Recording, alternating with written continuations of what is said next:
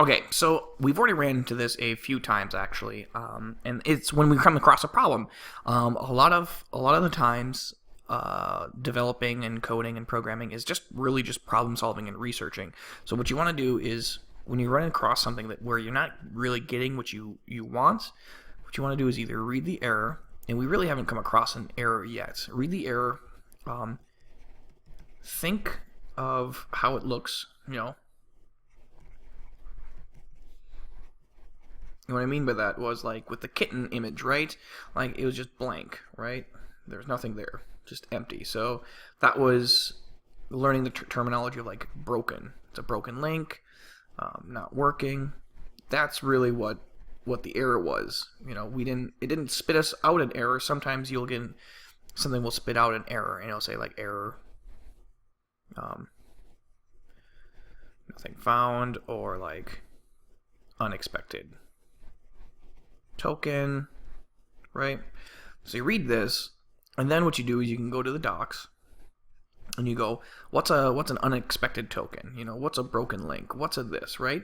Or you can Google search it, and that's what we did because I thought, well, this isn't the thing that we're looking at with the kitten images. That wasn't really a programming language. That was more of a website, and so I was hoping that other people have ran across this problem as well, and they've either typed it up, they've searched it, or they've done something like that. Once you do that, then just read, the top 3, top 4. Most of I very rarely actually have to go out and seek help. Oftentimes, it's either in the documentation or it's in a good Google search. And the problem with when you're first starting out how to program is learning some of those terminologies. Like an array, or like even something like how to describe a link not working. Not working fits in this situation, but sometimes what you think would fit actually doesn't fit, and it's not how the other programmers have been using the language. So keep that in mind when you're searching, and just use the best words that you can to describe it. And if you don't find anything that you're looking for, change that up a little bit. And then the last piece is ask for help. And in one of the other videos, we'll go through a series of different things of where you can ask. There's a bunch of forums.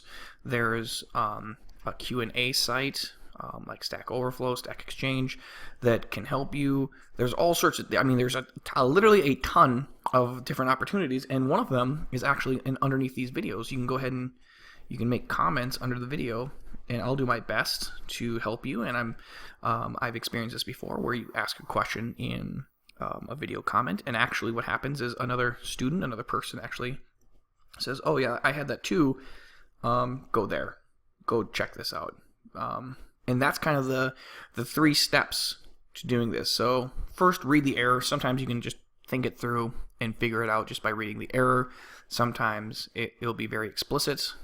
Other times you'll have to read the documentation, and you'll have to Google search it.